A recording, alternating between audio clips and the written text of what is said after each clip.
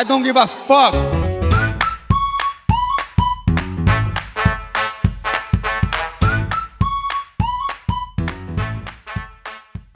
You know, I would love to sit here and chant Sham all day like a bit of a tard and say that Alex Pereira is going to go out there, he's going to flatline KO Ankalaev, he's going to move to heavyweight, he's going to become a 3-weight division champion and the GOAT of the sport, but I just can't see that. So in today's video, I'm going to explain to you why, sadly, as a big Alex Pereira fan, he's one of my all-time favorite fighters. When he slept Israel Adesanya, nobody celebrated harder than me, but I'm going to explain to you why Alex Pereira is cooked and is in massive trouble. Boo this man!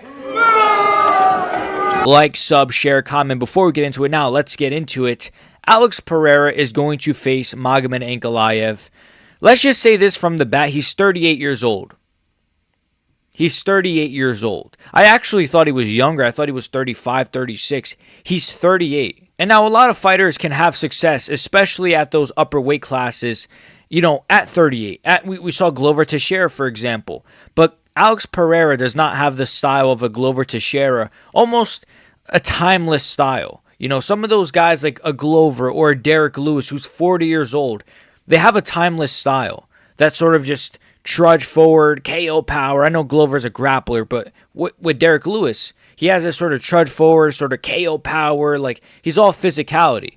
And, you know, you never really lose your power. That's kind of the last thing that goes the older you get. You know, you lose your timing, you lose your speed, you lose your precision, you lose your distance management control, you lose everything, you lose your strength, but you really don't lose that power. Now, of course, Alex Pereira, a big part of his game is his tremendous power, his left hook. You know, he high kick KO'd Yuri Prohaska. He's got insane power. He got a flying knee KO in like his debut, I think.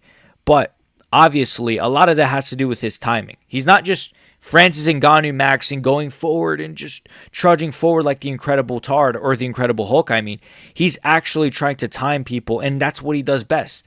But as he gets older, you're going to lose that timing. You just are. You're seeing it right now with guys like Israel Adesanya, one of Alex's greatest rivals. He's getting dropped by Sean Strickland, of all people. He just got killed by a Mavov, who had not gotten like a flatline KO ever, right? It wasn't a flatline KO, but he KO'd him.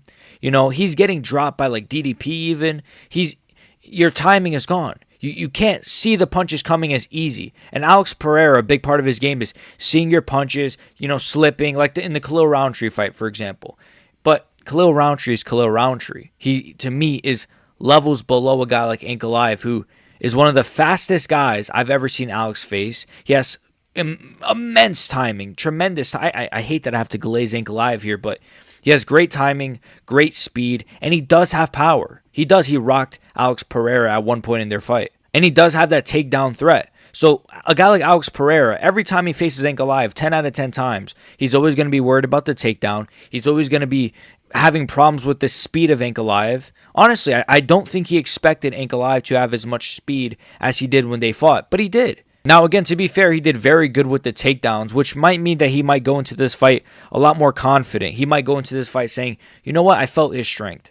But we saw that. We just saw it with Sean O'Malley and Merab Dvalishvili, where Sean O'Malley, he had decent success in the first fight. Decent. Like, he lost pretty clearly, but it was relatively close. So in the second fight, he was trying to go be more aggressive, trying to be more offensive, and look what happened. He was getting pieced up by Merab, of all people, and then he got taken down because he wasn't as defensively sound, because he said, you know what, let me just be more offense, which cost him the first fight because he was too defensive. But when you're, more offensive, things like you getting rocked, like which is what happened to Sean O'Malley or what happened to Alex in the first fight, or you getting taken down because you're just going forward without worrying about the takedown, things like that can happen. So it's a bit of a lose-lose. Once again, folks, Alex Pereira is 38 years old. Ankalaev is in the prime of his career. He's improving.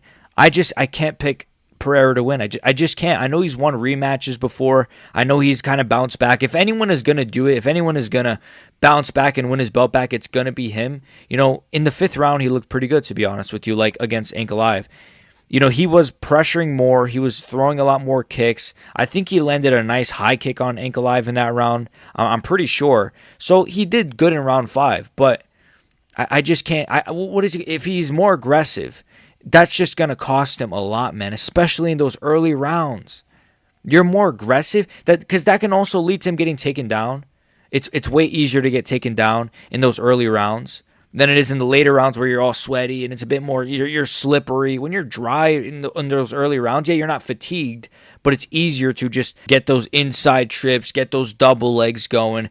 Again, Ankalaev, I thought he would have more success with the takedowns, even though I did pick Alex Pereira to beat Ankalaev. Yes, I did, which is why this video might be surprising to some of you guys. I did pick Pereira to beat Ankalaev in the first fight. And look, to be honest with you, I could change my mind. I'm going to fence it here and say this. I could change my mind, but I'm not going to do that. I'm not going to fence it. I am going to say I do think Magomed Ankalaev is going to be Alex Pereira. I have a bad feeling he's going to KO Alex Pereira. And if that happens, yeah, exactly. You'll never see me again. But honestly, though, sadly, I do think that is going to be a reality. Moving on to Alex Pereira versus Tom Aspinall. Sadly, this one is kind of easy to predict. What do you want me to say? Alex Pereira just has every single disadvantage. Tom Aspinall is fast. I actually would say this. This might be crazy to say. Even though lighter man skill, if Alex Pereira is moving up a weight class, why can't I just see Tom being faster? I don't know why. Maybe that's just like me being I was going to say stupid and dumb. Stupid or dumb, stupid. That's my new word. Maybe that's just me being dumb, but I can just see Tom just being faster than Alex. I don't know why. Remember, Tom is like, 32, 33 as well. So, that also is a factor. Less miles on his body, less octagon time, of course. So he does have less experience. But, it's not like Alex Pereira is a 5-round fighter. He kind of gets these guys out of there pretty fast. Other than Ankalaev, who's going to lose to, sadly. But against Tom Aspinall, I could see Tom Aspinall just being way too fast. Not way too fast, but, the thing is with Alex, right? If he's moving a heavyweight, let's be honest, is he really going to put on a lot of muscle? Like, he is. But I can just so see Alex being just a bit of a blob at heavyweight. What he did at middleweight, super impressive. And you have to think, too, at middleweight, very fast. Watch some old Alex Pereira middleweight fights. Like, I say old, like watch his fight against Bruno Silva. Let's just say, I say like old Alex Pereira middleweight fights, like he fought his whole career at middleweight. No, but watch his fight against Bruno Silva at middleweight. He looked a lot faster. So that's one kind of cool thing to look at is that portion of Alex's career where he was at middleweight because he was so much of a hater against Izzy that he tried to really track him down at a weight class he shouldn't have been at. But that portion was cool because he looks so much faster. He moves up to light heavyweight and he just doesn't look as fast. He still looks very fast, and he still has good timing. Just what can he do to Tom? Look, Tom's chin has not been tested. His cardio has not been tested, but it's not going to get to that point when Tom Aspinall, and he has said this himself, is probably just going to go for a double leg. He probably is. And I don't think Tom Aspinall is a Magomed Ankalaev type of guy. I think he has a lot more strength than Ankalaev. I think he has a lot more just physicality than Ankalaev. He's a bit faster than I don't know if he's a bit... You know what I'll say? I don't think he's faster than Ankalaev, but I do think he's more of an athlete. I think he's a bit more... Dare I say he's more explosive than Ankalaev? I know it sounds crazy because he's a heavyweight, but Tom Aspinall is very explosive. He has very explosive takedowns. We've not seen him really put it to the test a lot because he's barely fought. His average fight time is the shortest in UFC history. But that's the thing. I do think he can get the takedowns against a guy like Pereira, who's going to just be kind of a... I can't... Unless Pereira really just bulks up, he's going to just be a tall blob at heavyweight. I can just see that. I know it sounds kind of casual to just generalize Pereira in that way, but he's going to be a tall blob at heavyweight. I can't see Pereira putting on pounds of muscle at 38 years old. Because we saw John Jones. John Jones was like, yeah, I'm going to take 3 years to bulk. Comes back and he's fat.